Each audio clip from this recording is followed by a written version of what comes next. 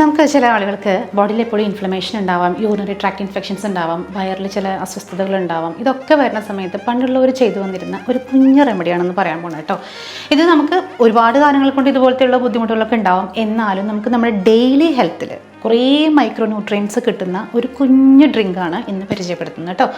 ഇത് എനിക്ക് എൻ്റെ മദർ ഇൻ ലോ പറഞ്ഞു തന്നതാണ്. ഒത്തിരി എഫക്റ്റീവായിട്ടുള്ളൊരു റെമഡിയാണ് കേട്ടോ.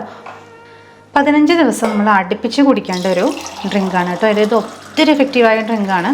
ഞാനിപ്പോൾ ഇത് ഒരു ദിവസത്തേക്ക് മാത്രമായിട്ടാണ് പ്രിപ്പയർ ചെയ്യുന്നത്. ഓരോ ദിവസവും ഫ്രഷ് ആയിട്ട് വേണം നമ്മൾ പ്രിപ്പയർ ചെയ്യാനായിട്ട്. ഇതിപ്പോൾ 1 കപ്പ് വെള്ളമുണ്ട്,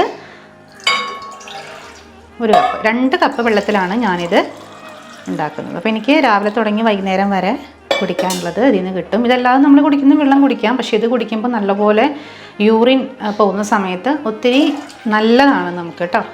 ഇതിലേക്ക് നമ്മൾ ചേർക്കാൻ പോകുന്നത് ബാർലിയാണ്. ഇപ്പോൾ എത്ര പേരൊക്കെ ഇത് കഴിക്കുന്നുണ്ടെന്നൊന്നും എനിക്ക് അറിഞ്ഞുകൂടാ. എന്തെങ്കിലും അസുഖങ്ങൾ വരുന്ന സമയത്താണ് ഇതിൻ്റെയൊക്കെ പുറകെ ഓടുക. പക്ഷേ ഡെയിലി ലൈഫിൽ നമുക്ക് കഴിക്കാവുന്ന ഒന്നാണ് ബാർലിപ്പൊടി എന്ന് പറയുന്നത്. ഞാനിപ്പോൾ ഒരു വലിയ സ്പൂൺ, ഈ ഒരു സ്പൂൺ അളവിൽ ബാർലി എടുക്കുന്നുണ്ട്. ആക്കുന്നതിന് മുൻപാണ് നമ്മളിതൊന്ന് കലക്കിയെടുക്കേണ്ടത്. ഇനി ആവശ്യമുണ്ടെങ്കിൽ ഇത്തിരിയും കൂടി എടുക്കുന്നുണ്ട്. ഒരുപാട് ഞാൻ കഴിക്കില്ല, വളരെ കുറച്ച് മതി. നമുക്ക് നന്നായിട്ട് ഇതൊന്ന് മിക്സ് ചെയ്ത് കൊടുക്കുക. തീ കത്തിച്ചിട്ടില്ല കേട്ടോ. നന്നായിട്ട് കലങ്ങിയിട്ടുണ്ട്.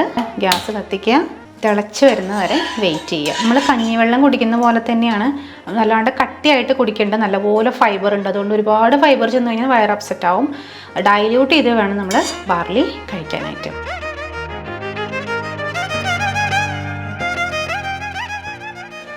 ബാർലി നന്നായിട്ട് തിളച്ച് പൊന്തി വരുന്ന സമയത്ത് ഓഫ് ചെയ്തിട്ട് ഇടുക. ചൂടാറിയതിന് ശേഷമാണ് നമ്മളിത് കഴിക്കേണ്ടത് കേട്ടോ. നന്നായിട്ട് തിളയ്ക്കണം. ഓഫ് ചെയ്യുക.